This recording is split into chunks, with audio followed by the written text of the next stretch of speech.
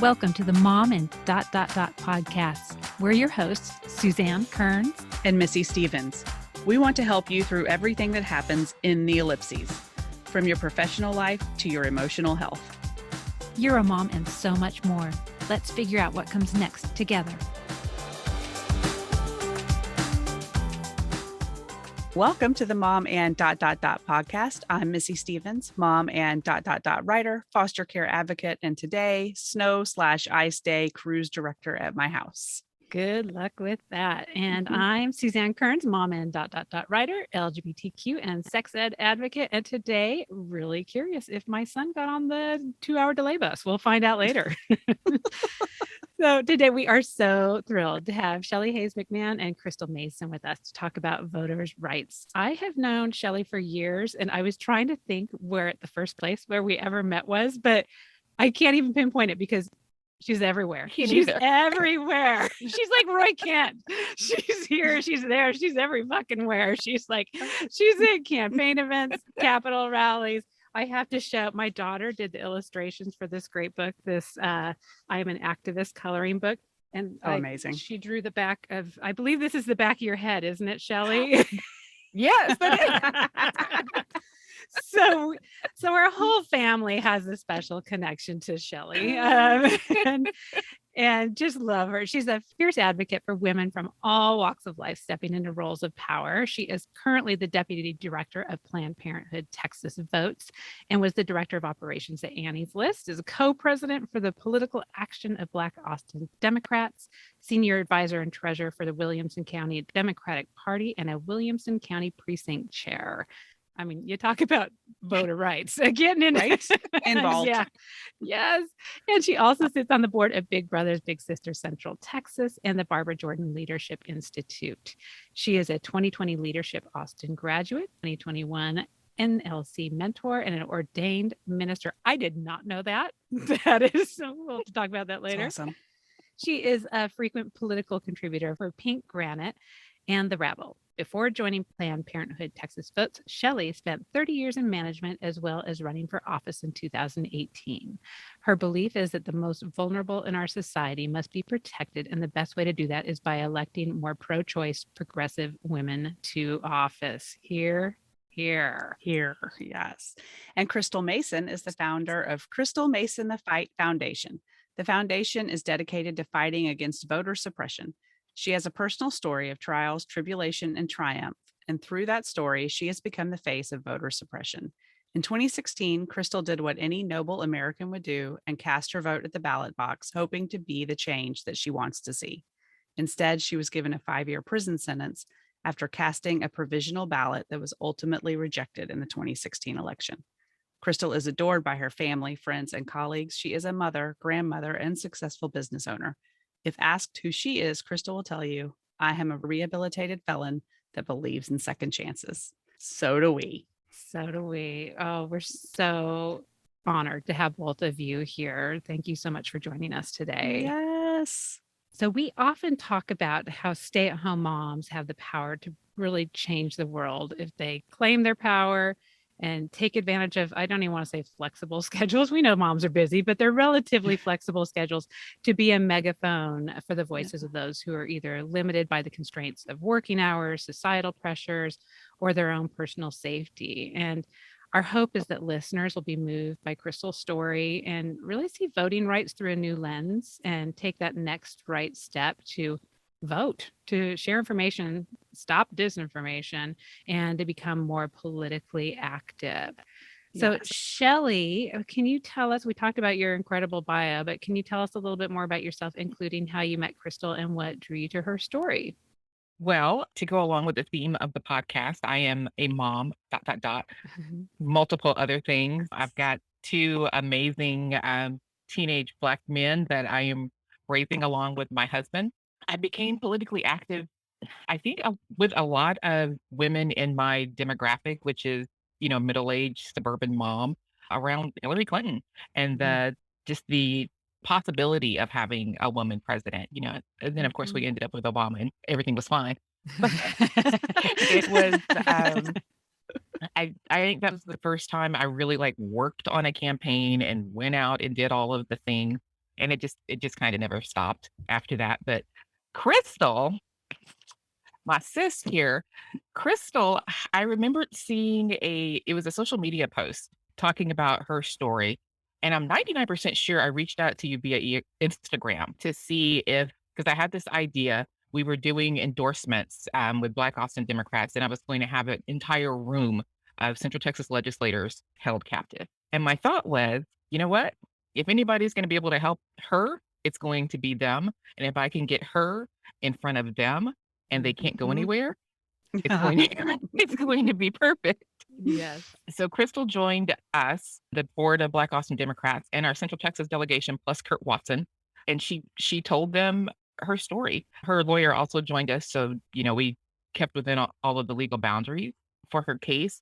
And then, I mean, her story brought them to tears. It was so much emotion behind what had happened to her, what was still happening to her, and what Republicans were trying to perpetrate around her case, just the narrative around her case.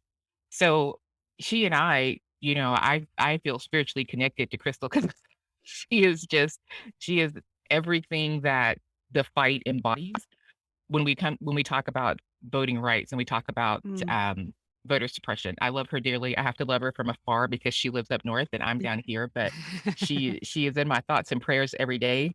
I will text her and just let her know, hey, I'm thinking about you today. What you need. I got a feeling.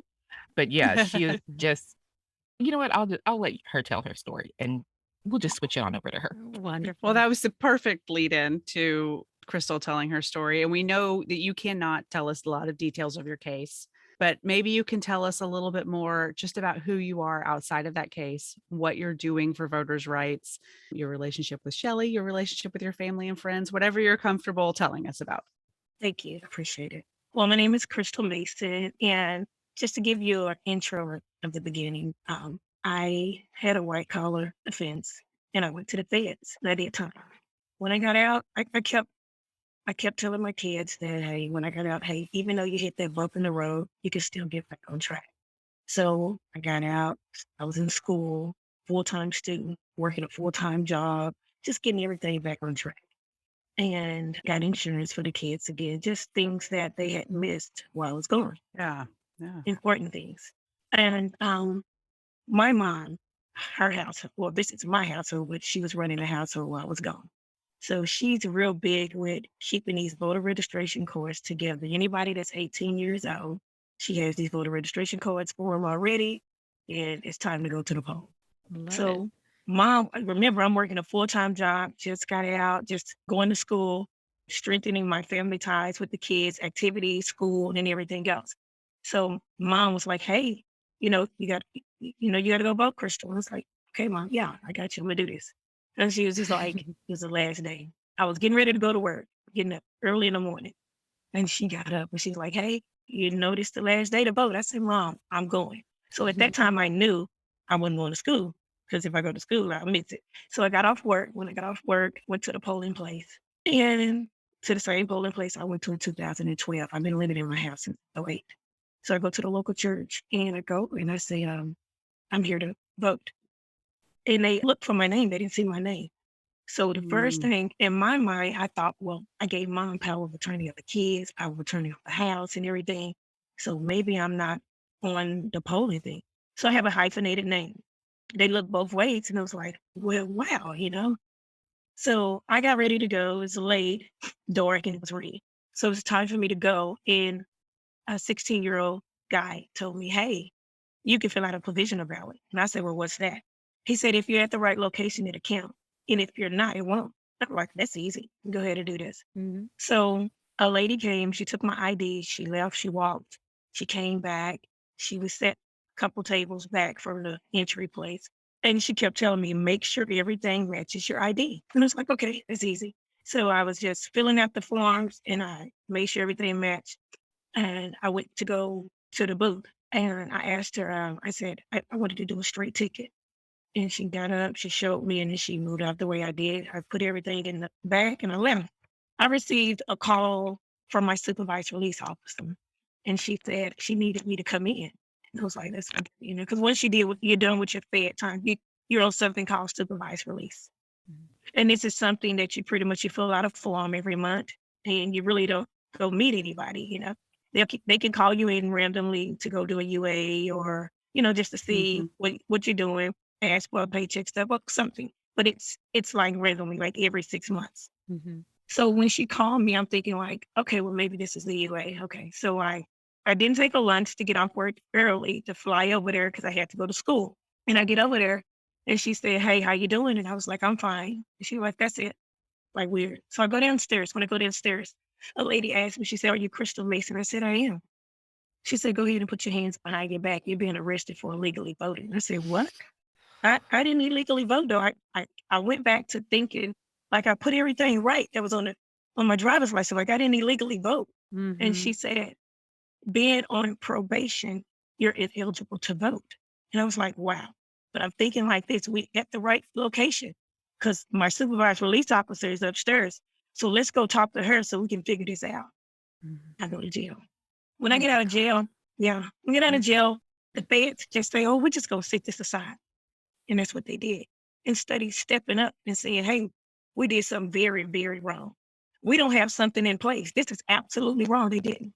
They just moved over out the way, and I went through the procedure with the state case. So I got a call. My attorney kept telling me, "Oh, this is going to be an open and closed case. This is going to be an open and closed case." And 2018, April, he said, "We're going to trial." He told me 3 days before. And I was like, "What? We're going to trial?" He's like, "Yeah." He told me this. My judge, my federal judge, he's a very harsh judge, Judge McBride. If anybody know him, you can look him up. And so with my nonviolent white collar offense, my choice, the governor said give me probation, but my judge don't do plea deals. He gave me 5 years. So knowing what type of judge I got, when my attorney told me, "Hey, Crystal, do you want to do a trial by jury or a trial by judge?" He said, "But let me tell you this, the judge has practiced up under McBride, so he know how he is. So he'll know that you'll never do anything to go back before his court again." That's the reason why I didn't do a trial by jury. Because if I would have did a trial by jury, I wouldn't be here today. But I did a trial by judge. And in my trial, they put on a whole, first of all, I was the only witness. My attorney didn't do anything. I didn't have no character witness. I didn't even get who was the witnesses that was against me. I would have known it was my neighbor across the street. But it's a long story on that end. So I'm going through trial and I'm looking like, wow, like this is for real. My supervised release officer, supervisor, the U.S. probation officer of Northern District, Kenneth Mays, testified on the stand and said, "No, we never told her she couldn't vote. No, she never signed anything." So we got the judgment and commitment. They didn't say anything that I was ineligible to vote. You have your terms of supervised release that says no felons, no drugs, no, it lists everything down. It tell me I was ineligible to vote. Yet the judge found me guilty and sentenced me to 5 years for illegally voting, for filling out a provisional ballot that never counted. So it was devastating. And I had to think like I was about to go to prison. I'm about to go to prison right now. So this was the same attorney that I had for my federal. So I had to think like, what do I do? And I told him I want to appeal. He's like, "Oh, we can wait." I'm like, "No, I want to appeal now." And then I Mhm. appealed. The judge came back and he signed the appeal form. And I don't know why, but he was like, "I want to appeal bond." That just came out my mouth because my Yeah. attorney wasn't helping me. I was gonna say it's Like, coming out of my mouth already yeah, too. I want to yeah, like the appeal. attorney, he didn't help me at all. He didn't tell me nothing. So I was like, "I want to appeal bond." Anything that's up under 10 years non-valid, you can get an appeal bond and stay out on. So he granted me an appeal bond, and that's the reason why I'm out today. And I looked at Wow. so many people, they're like, "Oh no." You look at I'm a mother. I'm a Black mother with kids, and they're sending me to prison for voting. And what does that do? It scares the people from the poll. They're like, "Oh Yeah. no, I'm not voting. I'm not going to do it." Whenever it's second guessing yourself now because you're like, "Oh no, I got a felon. I got a felon." But in the state of Texas, even if you have a felony, as long as you have discharged your sentence in your time, you're eligible to vote.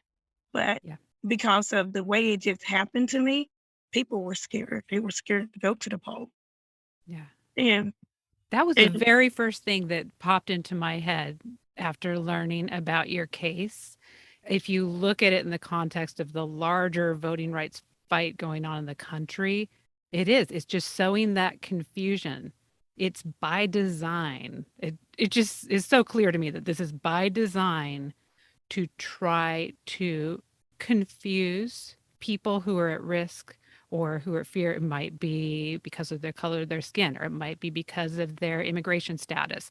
Whatever the case may be, it's just scaring them out of voting because they, Targeted voter suppression. correct. yes, it is by design. I mean, Mhm. there is an intention behind this. The goal is not to protect us from voter fraud. The goal is No. to not have people of color voting. I mean, let's just say what it is. It's It's disgusting.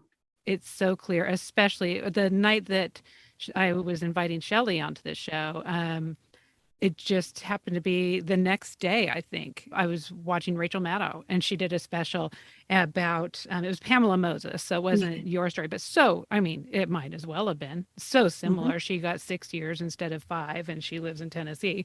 But she contrasted it to 4 white men, Republicans, not, I mean, I guess we can call this is this a bipartisan issue? I don't know. It gets a little partisan for me, but Let's just so call it what it is. yeah. So these 4 men who intentionally took the voter form for a deceased relative.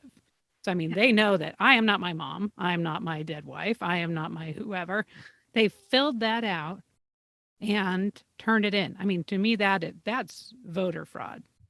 What you did was it was a mistake. It was an accident from not having the correct information. And the vote never even counted. There you Let's go. make That's that right. clear. It was a provisional ballot. Right. But these 4 guys who filled out ballots for deceased relatives just basically got a slap on the head. No one had prison time. I think a couple had probations. So I just want to really highlight that, and we will link to that Rachel Maddow segment because it's Yeah. so powerfully laid out. Like, wow, this is racist. It's racism. Right. It's not a law Right. that is meant to treat all Americans equally along their ability to vote. So No. And I don't think it's simple to figure out. Like you said, you had all this paperwork. None of it laid out. You're not allowed to vote.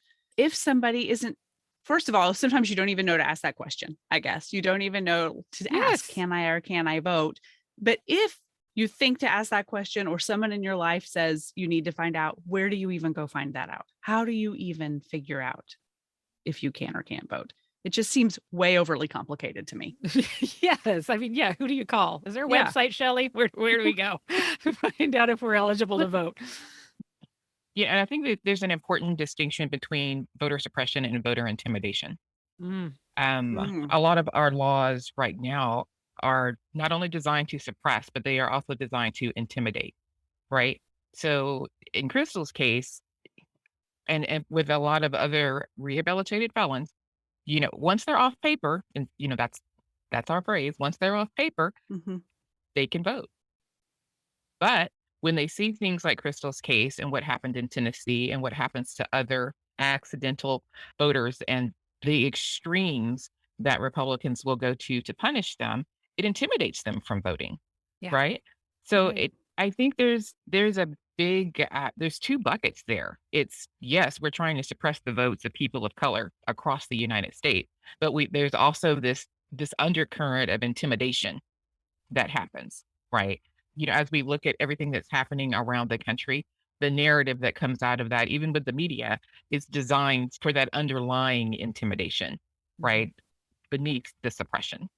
And Yeah. another thing, and I'm gonna say we, because I'm a part of it too. When we get out with pretty much nothing. I was just lucky to have all my stuff together, renew my license and everything before I went. So I had everything together. You got people that come home, and when they come home, the first thing they give us is they got their social security card, and they have a piece of paper that we get from the county hospital so we can get insurance. We take both those forms and we take it to the driver's license place to get ID. When we get an ID, you know what they ask us? Hey, would you like a second form of identification? So we say yes, because we're trying to Right. build our information up. Yeah. We check the box for a voter registration card. Now, this is the killer part right now because we're still in jail. We're just at the halfway house. So we're still doing our time. They send us the voter registration card to the halfway house. So you're giving us something that you don't tell us we can't even use. So how do we know if we can vote or not? Yeah, and I have plenty because I had to go to prison again because it violated me. And when I came home, that's when I see it. When in 2019, when I came home, people was running like, I got a voter registration card. They were so scared. I'm like, they just gave it to me, and I'm like, hey, because who told us we Doesn't can't mean use you it? can- Right. It's Oh, sad. Okay. It's like- That's okay. Mhm. I'm sorry. I gotta let that Our sink brains are in for a going. minute. Because yeah, in my mind, I was like, okay, it's just a matter of not knowing. And I mean, you've got so many other things that you're trying to get together. You were getting your job, you're getting your life back together. Yes. I mean, it's just it's one of those things you don't even know that you don't know. It's No. but this is beyond not knowing that you don't know. I mean, they're teasing you with it. They're just, I mean, Absolutely. that's so confusing. Why is it nothing set up in the system to automatically stop it? Why do you give us a form but not tell us we can't use? Do you know when I went to go to vote, you know how many people called me to tell me that they had voted? That was on supervisor lease with me, Yeah. and they were so Mhm. scared. I just said, leave it alone and just be quiet. Just be quiet. Because Yeah. no one told us. You don't have it nowhere. And it's almost like, is it rehabilitation or really are you setting us up? Are you setting us up It to feels like a fail this? trap. It It's feels like a trap. Exactly. Exactly. I had no idea. Okay. So I learned, okay. So this kind of leads into my next question. Many of our listeners, like Missy and I, are white privileged ladies who do not even know what we don't know about what it feels like to vote when you are a person of color. And so we don't feel the severity of, I mean, there's the discrimination, there's the intimidation. There's so much going on right now nationally and statewide as far as either trying to increase voter rights or take away voter rights. But what is it like? What is it like for you? Like, are you feeling that when you go in the voting line? Are you feeling that in a systemic way or in a day-to-day way when it comes to voting as a Black woman in America? I think there's again, the larger conversation for those of us with privilege and non-melanated. It's this need to be outraged when something doesn't affect you personally, right? It's the knowledge and the care that has to be taken around issues that don't live in your backyard, right? Mhm. So we're going back to 2013 with Shelby County versus Holder, where Justice Roberts has had this. I mean, dude's been on a tear for years around just gutting voting rights. And what he did in 2013 is what led to everything that is happening or has happened since then, which was getting rid of the preclearance formula that was in the Voting Rights Act. And what the preclearance formula did, it said that states had to go to either the DOJ or federal courts if they were going to make any changes to any sort of elections or voting happenstances in their states. Because he said, and this is a quote, the policy had been so successful at curbing discriminatory practices that it was no longer justified. Yeah. It's all So we're fixed. just going to go It's back all to, fixed. we're just going to, we're going to go back to trusting, old white men to do the right thing. Ugh. Yeah. So now all of these things that are happening since that ruling is the fruit of that tree. It's the fruit of what he planted. So Texas has gone gusto with it. Georgia yeah. has done it. Tennessee, Kentucky, all of these states are consistently figuring out ways to disenfranchise voters, make it harder to vote, intimidate voters, and to basically just take away the rights of voters, either through voter ID laws, closing polling places, just anything that they can possibly do. Mhm. So the John Rights Voting Act brings back the full body of the Voting Rights Act. It puts the changes back under review.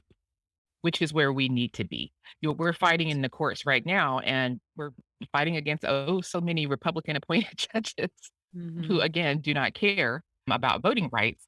That unless we are one, we need to change the composition of the Supreme Court. Come on, Joe Biden and Black woman.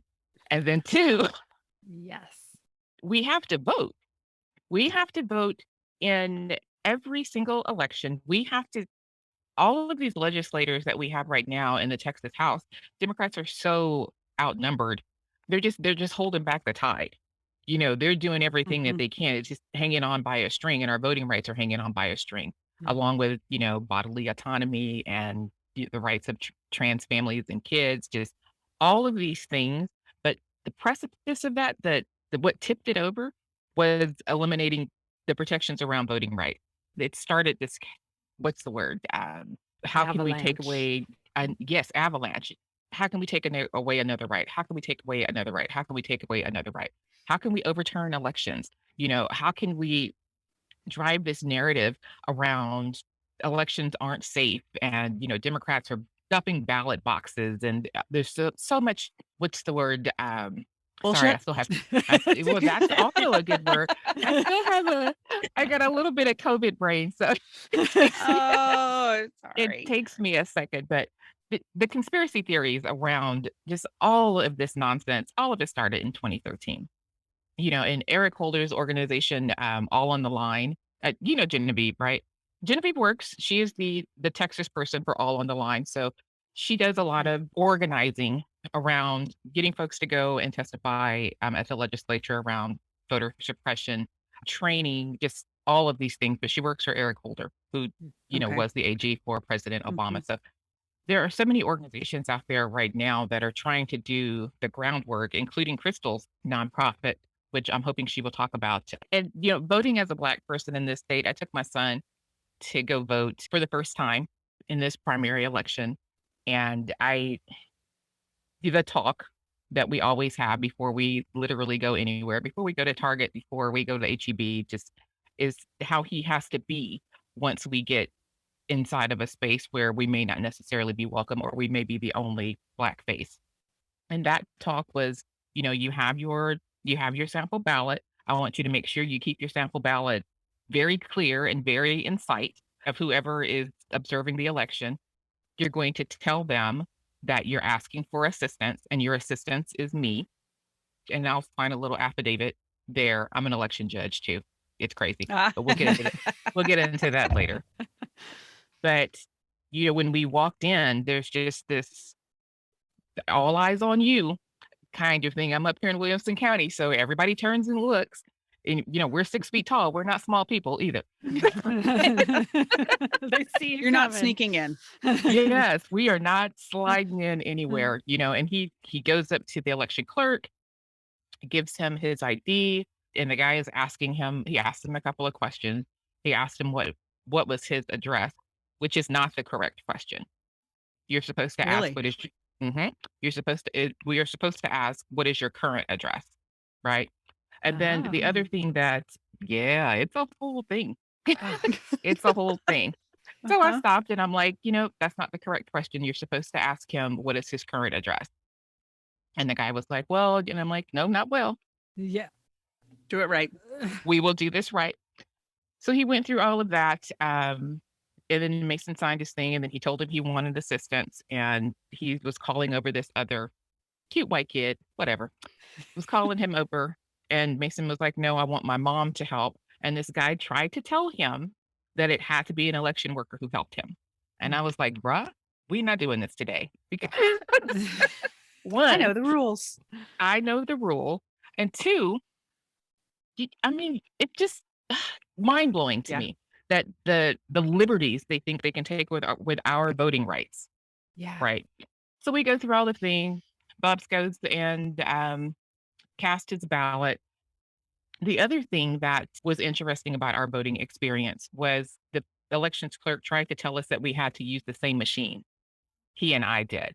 And I was like, no, I'll just use the machine next to him. Thank you so much. Mhm. And she was like, no, I need you to vote on the same machine that he does. And I'm like, ma'am, Why? exactly. Why? Why is this a thing? And she could not tell me why she wanted me. She just wanted me to vote on the same machine. It's not a rule. Mhm. It's not a law. It's nothing. So it's very important that we know our rights as people of color when we go to vote, because there you have people who are they've worked elections for years and years and years, and they have their own personal rules around You see how them you when you get there. They're 1,000 years old. ma'am. I mean, ma'am. Yes. There there is a lot of that. And things have changed, especially over the last couple of years with our last legislative session with poll watchers. Poll watchers have way too much leeway now, but we went through poll watcher training when I went for my election judge training this time around. But voting as a person of color, and I'll tell you, it's one of the reasons I work election. It's just so Black people see me See when you. they come, yeah, when they Yeah. come in to vote. And it's not that I'm making an election safer or anything. Do you follow the rules? But I think there's just it's a little bit of a sigh of relief Mm. when you see somebody who looks like you. It's a Yeah. little Oh, more yeah. welcoming. It's a little more just all of the things that you need to be comfortable in a space. And when we are the only is lonely, as we say, when we Ah, when we are the only, it can be very intimidating. It can cause you to rush through the voting Yeah. process. It can cause you to not go back and check your ballot. It just I want you to come in, take your time, do what you need to do, ask for help if you need help. And if you're not comfortable asking a non-melanated person for help, then you have someone who looks like you mhm. in the at the poll. So, but to your point, Suzanne, Yeah. yes, I went for my election judge training. I was the youngest person in the room. I'm 52 years old. I Right. love being the youngest person in the room. And It doesn't happen to me often anymore. so yes, I mean that there is a gap Yeah. between 75 and 50 some odd, and Mhm. even the 40 some odds Yeah. Oh, yeah. where there's no representation there. So yeah, it's a lot. And I feel like I am just wandering all over the place. But Well, you've said so many important things, and I know we can't boil it down. There's no boiling this issue down. My stomach is in knots. I feel nauseated. I'm angry. I want our listeners to feel angry too, because I think that's part of changing this. Mhm. Is there something, if somebody's listening and they're saying, I'm angry, I have no idea where to start, what is the first thing they need to start paying attention to make a change here? I mean, it's systemic, it's broken, it's so old. Where do we start today? I think depending on where you are, look at what's going on in your state. Yeah. Look at what's happening at your state legislature. Look at what's happening around redistricting lines being drawn in your state, because those are also drawn to, suppress and disenfranchise voters, especially voters of color. Get involved in that. Secondary is vote. I mean, oh my Yeah. God. And you have to vote in line with your personal beliefs. And if your personal beliefs have not taken on a lens of anti-racism, there is a good chance that you may not be voting in the best interest of people who don't look like you. I would advise folks to listen to people of color, to listen to Black women. You know, we are very, very well aware of what happens if we stop fighting. If we Mhm. get too tired and we just lie down. My biggest piece of advice is to not wait until an issue has a white voice. Mm. So many times Mhm.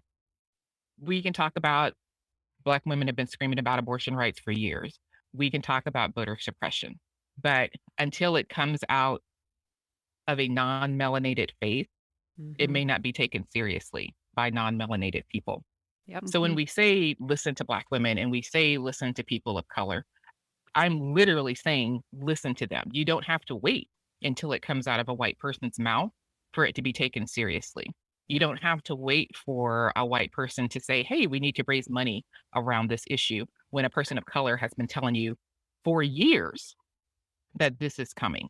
There's a dearth of fundraising for Black-led organizations, Latino-led Mhm. organizations, LGBTQIA Mhm. plus led organizations until a white voice says, hey, somebody needs to go help them.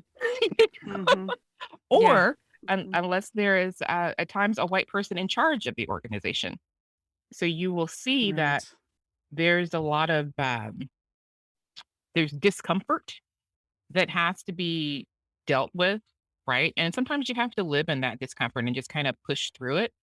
But for the people who are in their bubbles, right? And that's a lot of suburban moms Oh yeah. right now. Um, Uh-huh. I'm a suburban mom. I'm just not the suburban mom they're talking about when they're hollering about, Right. anti-CRT and all of those things. Nobody asked me about that. So Ugh.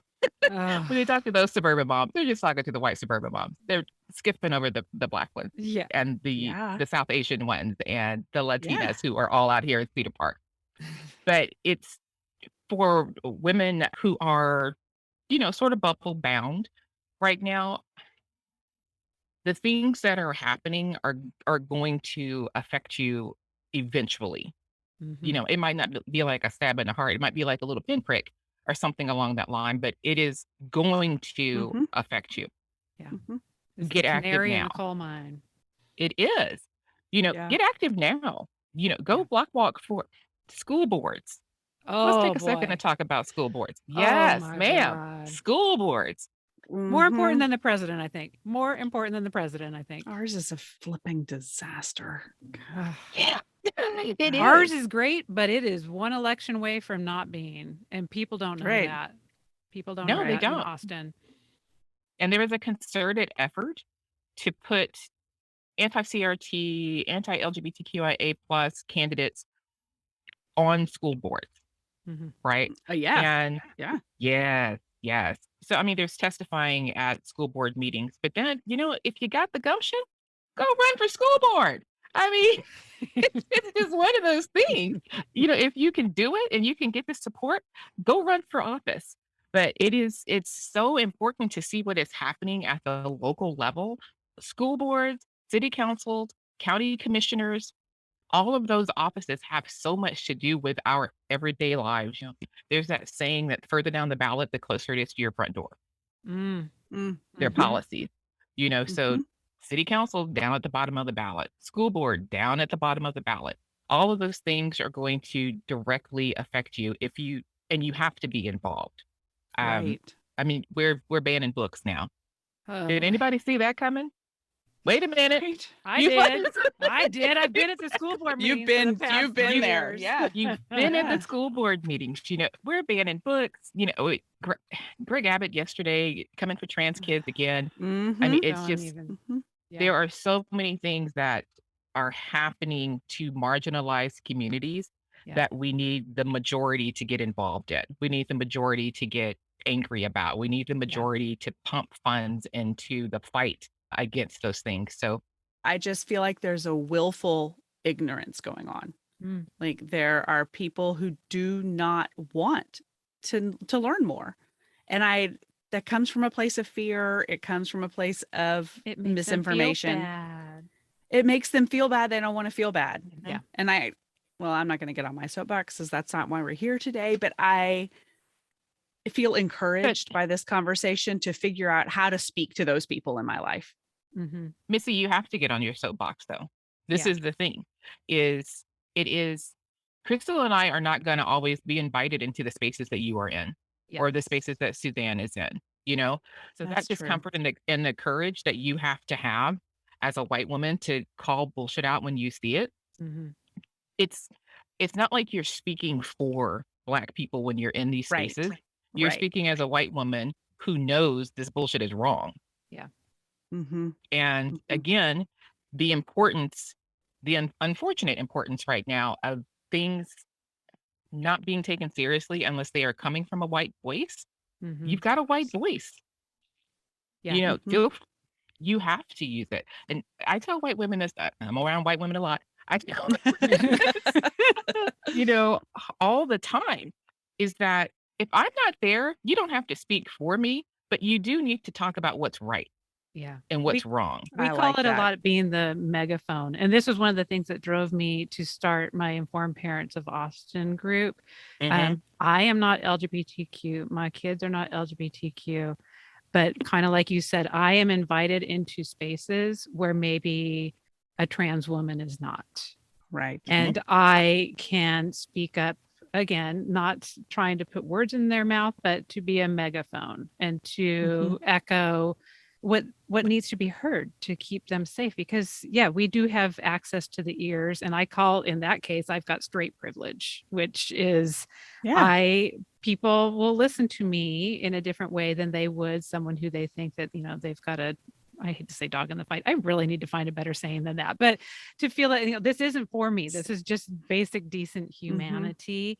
And there is a fear. There's a fear you're going to do it wrong. And you just got to be willing to do it wrong and be corrected and keep moving. Because I think there probably are people who are just putting their head in the sand like an ostrich. But then there are people who are these well-meaning white women but don't want to like say the wrong thing.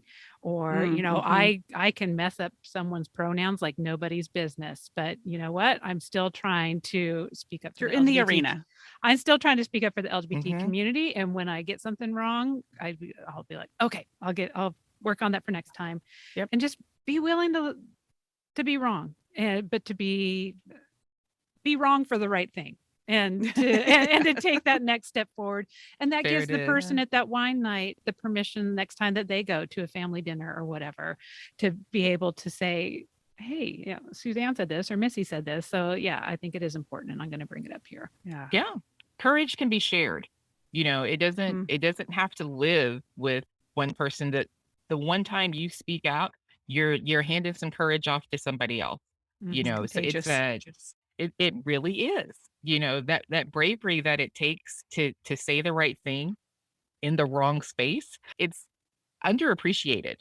It's the high five, the secret high five, like, girl, you call that out, go right ahead.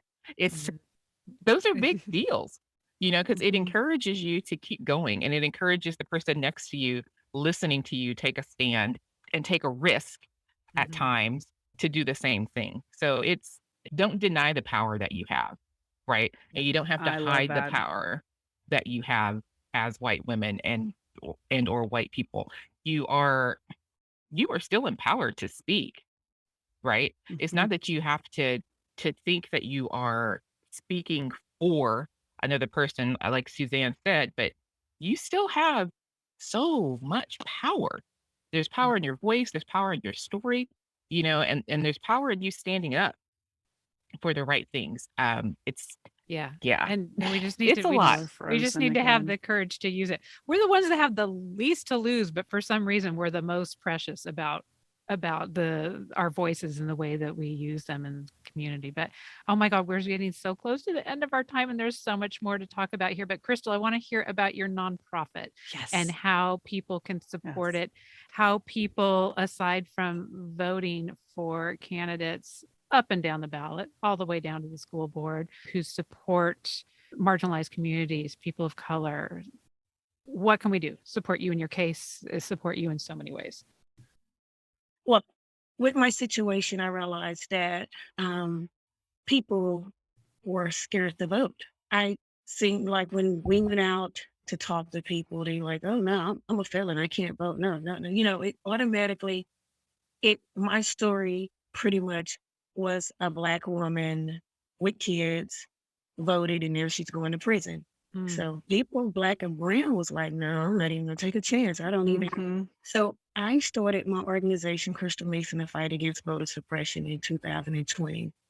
And I wanted my story to encourage you to go to the polls, not discourage you.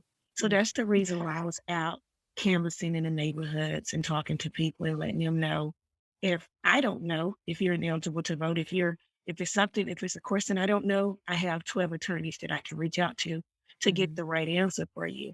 But I let them know the reason why it's so important to go to the polls, because I've always only voted in the presidential election. Now I voted, but only in the presidential election. And I realized it starts right here at home, and that's the local elections. You understand? The judge, the DA, the prosecutor, they're all elected officials. So all of them played a part in my case.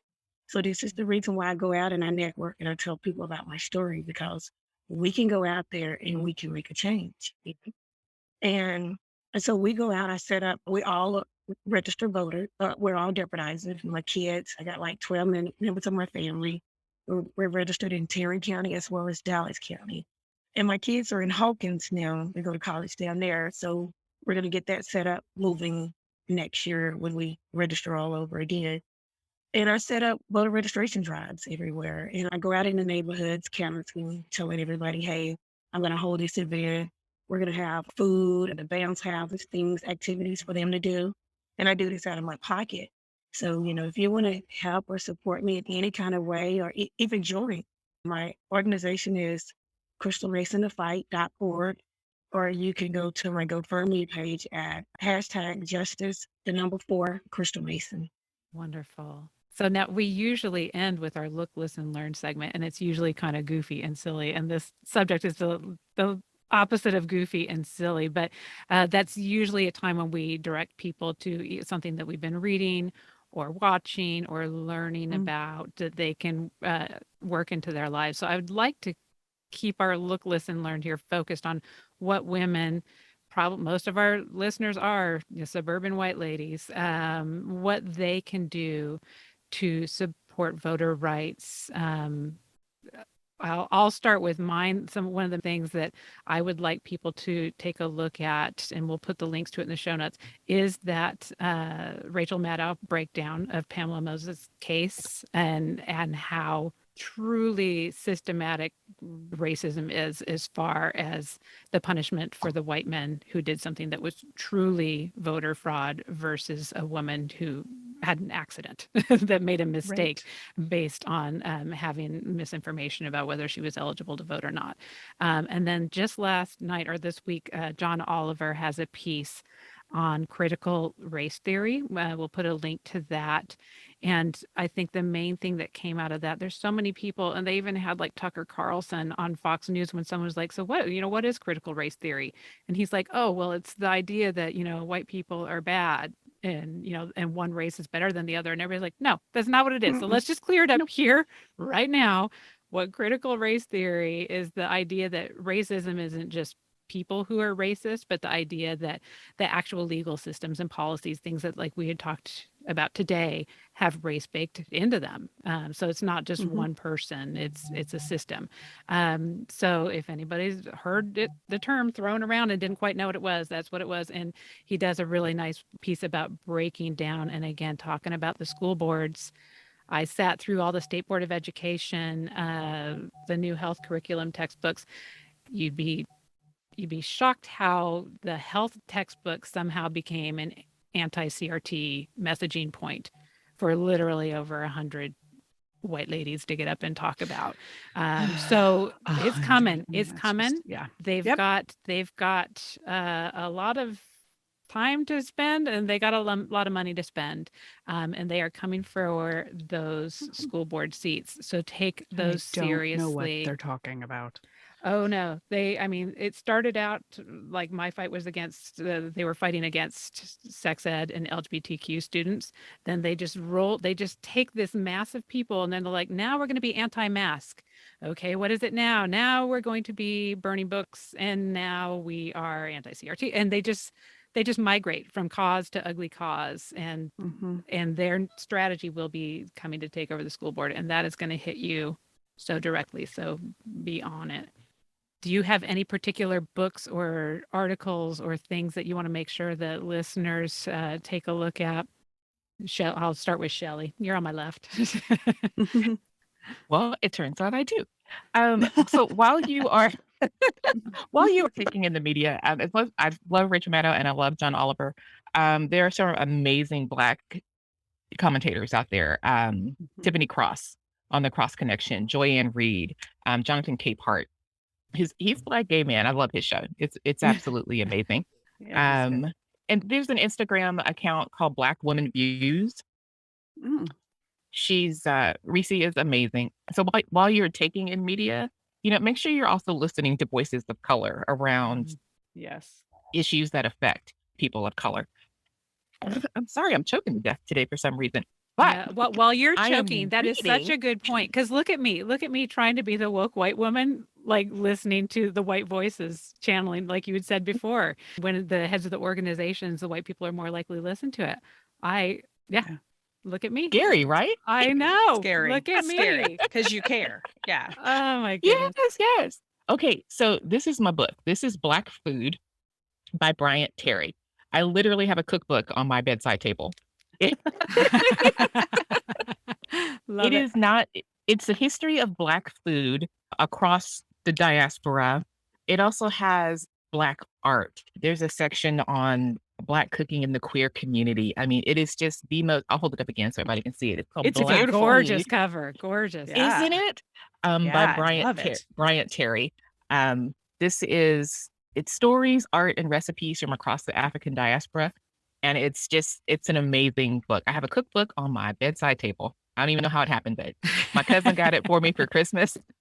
And Get it it's in the just an amazing, kitchen. it's an amazing, amazing book. I'd encourage everyone to take a look at it. Love it. What about you, Crystal? Any places that you'd like to direct anybody to for some learning or listening? Not today. Sorry. Not today. No That's all right. problem. No problem. Did you have anything, Missy?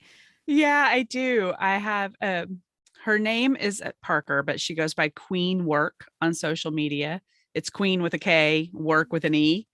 And I have been sharing her with my white friends. She talks a lot to white women, white people, but white women, saying this is what you can do. This is what we need from you. This is the BS we don't need from you. Mhm. And she's funny and she's lovely. And we've actually invited her to be on the show. So I'm hoping at some point in the not too distant future, she's on with us. I found her like I discovered her. I came across her on TikTok, where I spend way too much time, and follow her on TikTok. And she's also on Instagram it's mostly the same material.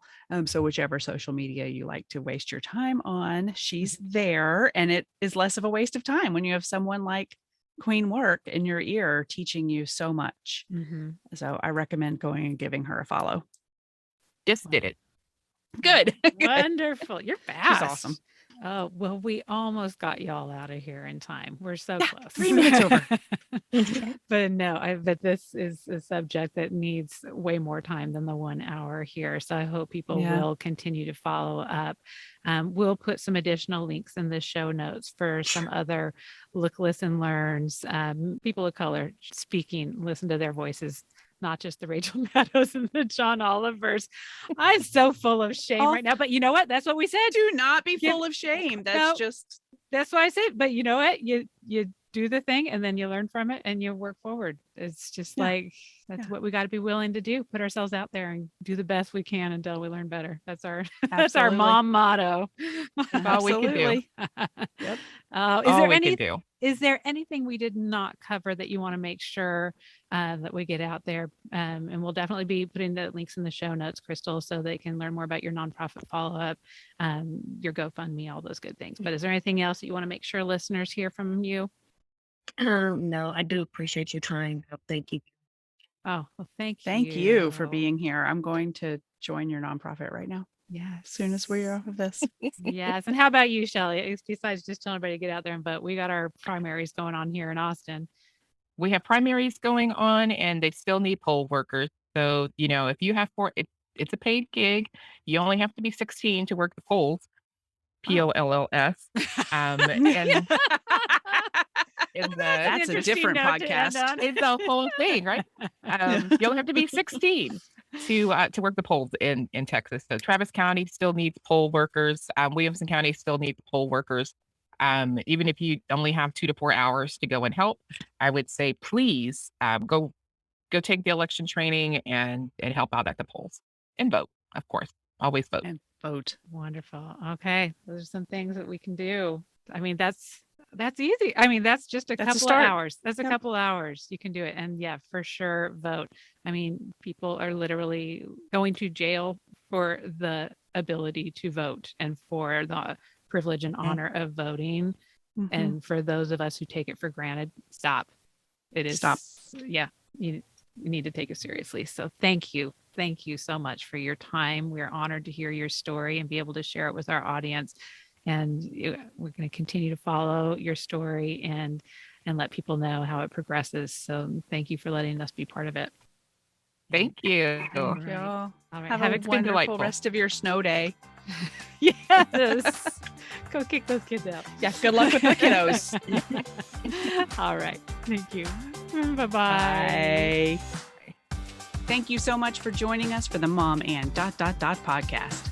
We hope you enjoyed today's show, and if you know someone else who could benefit from the episode, please be sure and share it with them.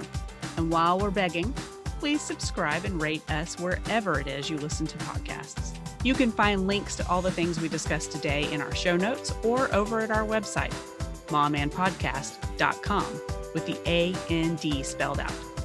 In between shows, find us over at the socials, including our private Mom and Community Facebook group. The links to that group and all of our socials can be found at momandpodcast.com. Thank you so much for your support. We appreciate you more than you know. Now go out there and make your ellipses count.